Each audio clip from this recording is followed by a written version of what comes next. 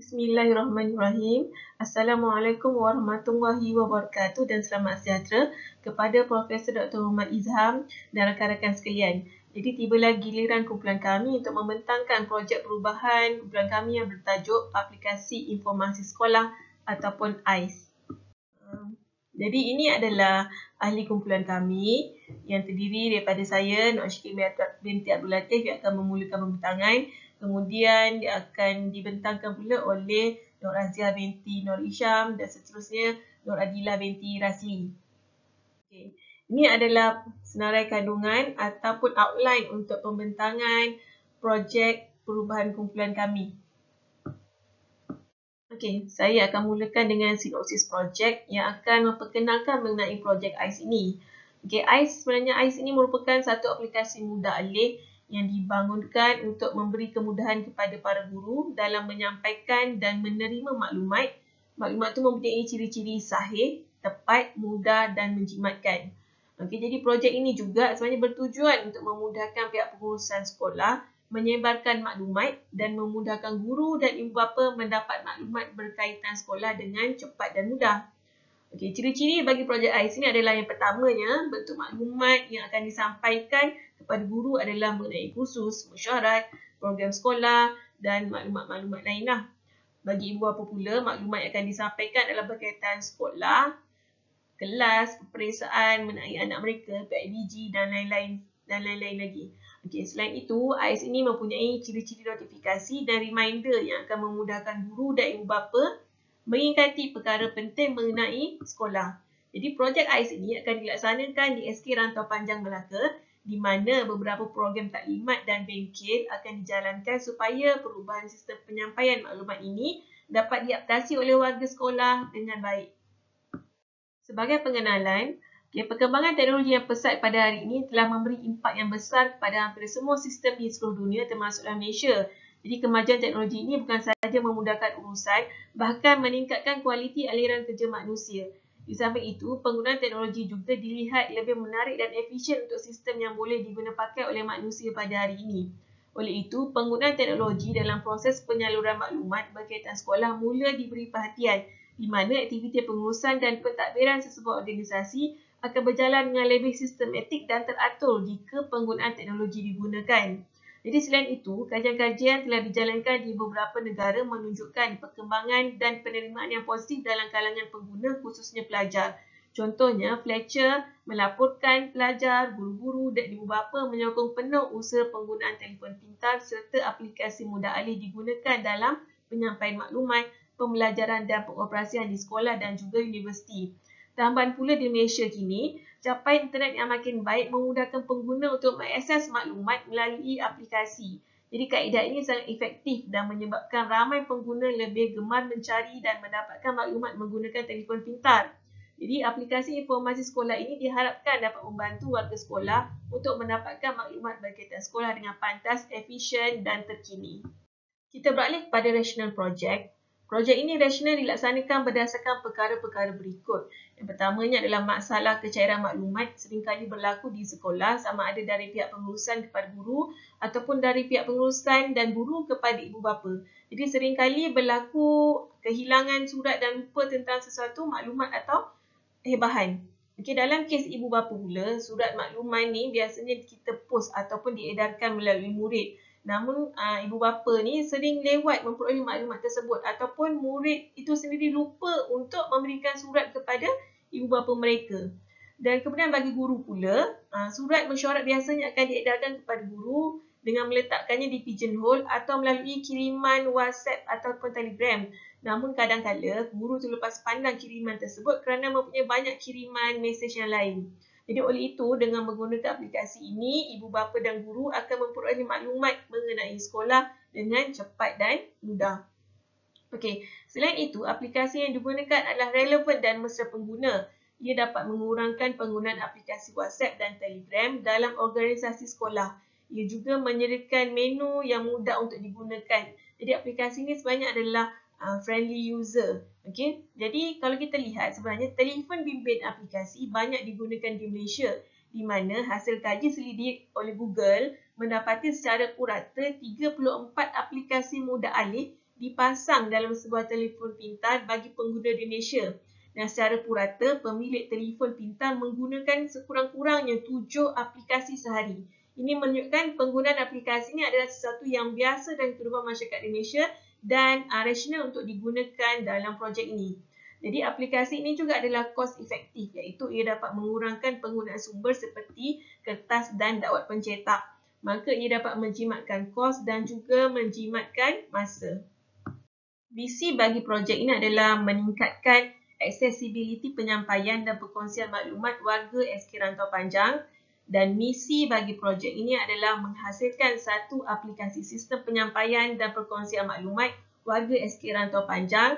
Dan matlamatnya adalah kemudahan maklumat warga SK Rantau Panjang. Terdapat 4 objektif bagi projek ini, iaitu yang pertama, mewujudkan sistem penyampaian dan perkongsian maklumat yang efisien bagi warga SK Rantau Panjang. Yang kedua, menurunkan kuasa kepada pemimpin atasan dan pertengahan dalam pengagihan arahan. Yang ketiga, meningkatkan hubungan dan komunikasi dua hala yang baik antara warga SK Rantau Panjang. Dan yang keempat, memastikan warga SK Rantau Panjang menjadikan AIS sebagai amalan dalam perkongsian maklumat. Berikut adalah perbandingan keadaan sedia ada dengan keadaan baru yang akan dilaksanakan. Yang pertama, keadaan sedia ada adalah surat panggilan mesyuarat dan minit mesyuarat bercetak.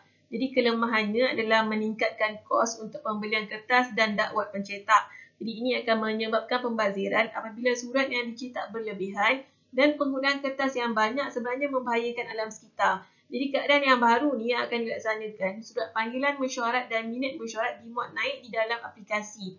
Jadi guru hanya akan mencetak sendiri sekiranya diperlukan sahaja.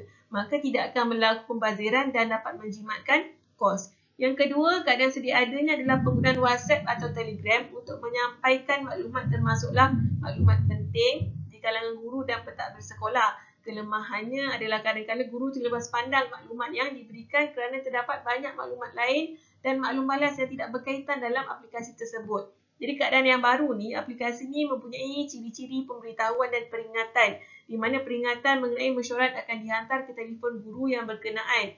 Dan kelebihannya, penggunaan notification ni memudahkan guru untuk mengingati mesyuarat yang perlu dihadiri. Dan juga mesyuarat yang lepas yang dihadiri turut disimpan dalam aplikasi membolehkan guru melihat semula mesyuarat yang pernah dihadiri.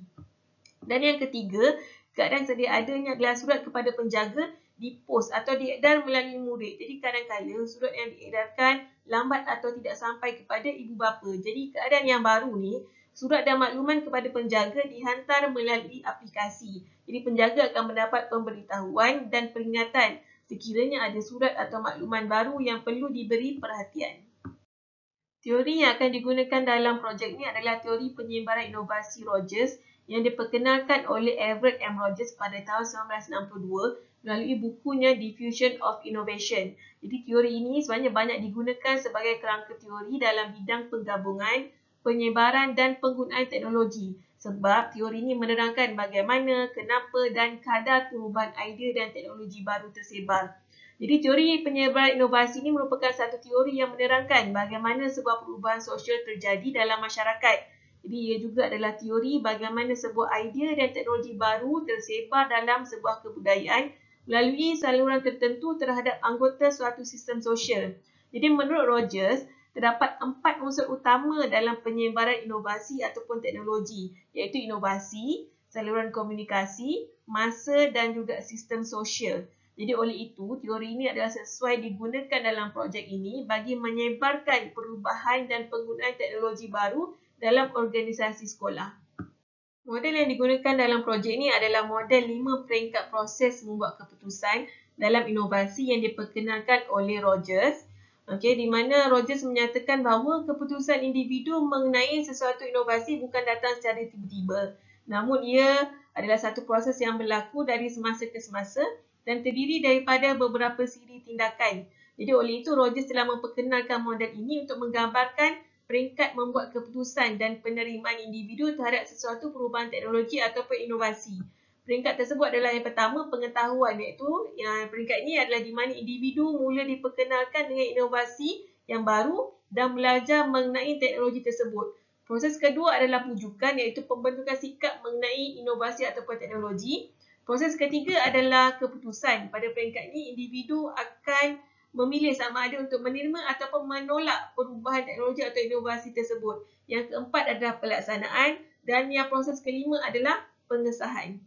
Jadi oleh itu, projek AIS ini akan dijalankan mengikut konsep model 5 peringkat proses membuat keputusan inovasi oleh Rogers ini. Jadi mana yang akan diterangkan lebih lanjut oleh rakan saya selepas ini. Jadi sekian saja daripada saya. Terima kasih. Assalamualaikum, saya Nur Razia akan menyambung pentangan kumpulan kami. Berikut ialah jawatan kuasa induk dan kerja AIS dipengerusikan oleh Tuan Guru Besar Naib Pengerusi Barisan JPK, Setiausaha Puan Ashikin dan Mendahari Puan Suhaili serta dibantu oleh 5 jawatan kuasa yang lain. Seterusnya, spesifikasi tugas, penyaras projek, Setiausaha Laporan, Bendahari dan Pembangunan Aplikasi. Spesifikasi tugas seterusnya, jawatan kuasa bahagian KPM, JPN, PPD, agensi luar, jawatan kuasa peringkat sekolah dan jawatan kuasa informasi kelas. Seterusnya, paparan ini adalah jawatan kuasa untuk Majlis Pelancaran AIS dan ini ialah spesifikasi tugas untuk Majlis Pelancaran dan tentatif Majlis Pelancaran AIS yang dicadangkan pada 3 Mac 2021. Seterusnya, pelan operasi projek AIS ada 10 perkara termasuklah mesyuarat jawatankuasa yang diadakan pada Disember 2020, perbincangan dan perkongsian ilmu serta pembangunan aplikasi AIS yang melibatkan pegawai ICT PPD, JPN dan BTP, Majlis Pelancaran projek AIS, ladap dan taklimat kepada ibu bapa dan guru, uji cuba aplikasi AIS, menaik taraf aplikasi AIS, mesyuarat postmortem dan pengaplikasian AIS. Berikut adalah carta alir aktiviti program AIS iaitu mesyuarat jawatankuasa induk, perbincangan dan perkongsian ilmu mengenai projek AIS oleh jawatankuasa pembangunan aplikasi bersama pegawai ICT, PPD, JPN dan BTP. Bagi aktiviti ini adalah untuk mencapai objektif projek yang kedua iaitu menurunkan kuasa daripada pemimpin atasan iaitu guru besar kepada pemimpin pertengahan iaitu kepada guru penolong kanan dan jawatankuasa pembangunan aplikasi. Seterusnya, pembangunan AIS oleh jawatankuasa pembangunan aplikasi, Majlis Pelancaran projek AIS dan ladap iaitu taklimat dan bengkel projek AIS kepada pentadbir semua guru dan staf. Dan aktiviti kedua ini adalah untuk mencapai objektif projek yang pertama iaitu mewujudkan sistem penyampaian dan perkongsian maklumat yang efisien bagi warga SKRP. Seterusnya, sambungan carta alir aktiviti program AIS, taklimat projek AIS kepada ahli jawatankuasa PIBG, ibu bapa dan penjaga. Aktiviti ini adalah untuk mencapai objektif projek yang pertama iaitu mewujudkan sistem penyampaian dan perkongsian maklumat yang efisien. Seterusnya, uji cuba aplikasi AIS oleh warga SKRP dan dapatkan maklum balas penggunaan AIS dari warga SKRP. Aktiviti keempat ini adalah untuk mencapai objektif projek yang ketiga iaitu meningkatkan hubungan dua hala antara warga SKRP. Seterusnya, hasil daripada dapatan maklum balas, jawatankuasa pembangunan aplikasi akan menaik taraf aplikasi AIS untuk memperbaiki segala kelemahan AIS.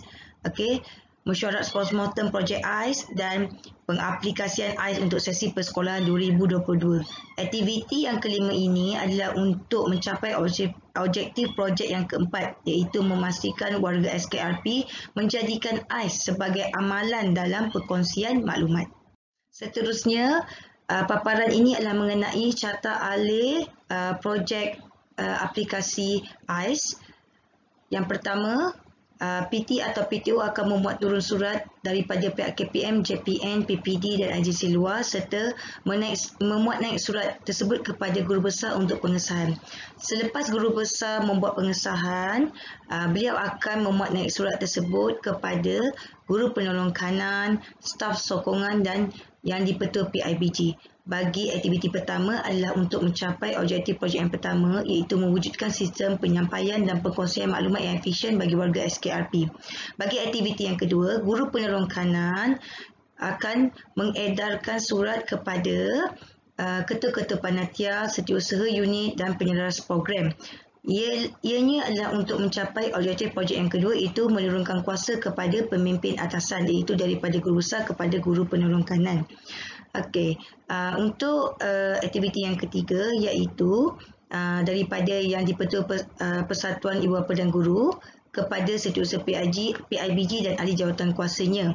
Bagi aktiviti yang ketiga adalah untuk mencapai objektif projek yang pertama.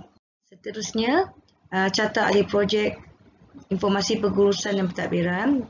Guru penolong kanan akan memuat naik surat kepada unit-unit kelolaan mereka, contohnya unit kurikulum kepada SU kurikulum, ketua-ketua panitia, SU peperiksaan. Untuk unit hal ehwal murid, Setiausaha HEM, ketua-ketua setiap biro kepada unit kurikulum, kepada SU kurikulum, Setiausaha Sukan, Penyaras Kelab dan Persatuan. Bagi aktiviti 4 dan 5 adalah untuk mencapai objektif projek yang kedua iaitu menurunkan kuasa kepada pemimpin atasan iaitu guru penolong kanan dan pertengahan iaitu ketua-ketua panitia, SU dalam pengagihan arahan dan juga mencapai objektif projek yang pertama.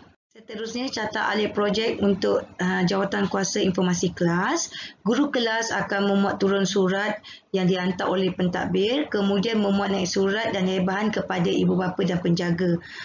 Di bawah menu informasi kelas terdapat 4 submenu iaitu surat menyurat, di mana ibu bapa boleh mendapatkan surat panggilan mesyuarat, surat makluman cuti ataupun surat perkeliling yang berkaitan.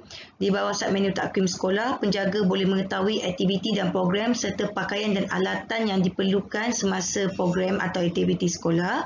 Di bawah submenu maklumat lain, penjaga boleh melihat senarai nama murid, jadual waktu persekolahan, maklumat kelas tambahan, jadual peperiksaan dan di bawah submenu pertanyaan atau maklum malas, ibu bapa boleh menggunakan ruang ini untuk menanyakan soalan atau komen. Bagi aktiviti 6 dan 7, aktiviti adalah untuk mencapai objektif projek yang pertama. Manakala bagi aktiviti ke-8 adalah untuk mencapai objektif projek yang ketiga iaitu membantu meningkatkan hubungan dan komunikasi dua hal yang baik antara warga SKRP. Berikut adalah catagan urutan kerja, mesyuarat jawatankuasa, perbincangan dan perkongsian ilmu berlaku sepanjang tahun. Pembangunan aplikasi AIS akan dibuat pada bulan Februari. Kemudian majlis pelancaran ladap taklimat akan bermula pada minggu pertama Mac dan uji cuba aplikasi AIS akan berlaku pada bulan Mac hingga bulan April. Seterusnya, mesyuarat postmortem akan diadakan pada minggu pertama bulan Mei. Menaik taraf aplikasi AIS akan berlaku pada bulan Mei hingga Jun. Seterusnya, pengaplikasian AIS, pemantauan dan penilaian projek AIS akan berlaku daripada bulan Julai hingga September. Mesyuarat postmortem projek AIS akan diadakan pada minggu keempat bulan September. Seterusnya, pengaplikasian AIS, pemantauan dan penilaian akan terus berlaku daripada bulan Oktober hingga Disember. Mesyuarat postmortem projek AIS akan berlaku pada minggu kedua Disember. Untuk menaik taraf aplikasi AIS untuk sesi persekolahan 2022 akan diadakan pada minggu ketiga dan minggu keempat bulan Disember.